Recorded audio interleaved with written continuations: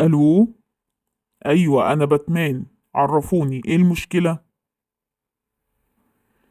عندكم ولد بيعيط كتير وكمان بيزن ومش بيسمع كلام مامته؟ اسمه ايه الولد ده؟ طيب تحبوا نيجي ناخده عندنا عشان يبطل زن وما يعيطش تاني؟ هنجيلكم حالا في السكة، قولولي عنوانكم فين؟ انهي دور؟ خلاص اول ما نقرب عندكم هتصل عليكم عشان حد ينزله واخده فورا معايا. بيقول هيسمع الكلام.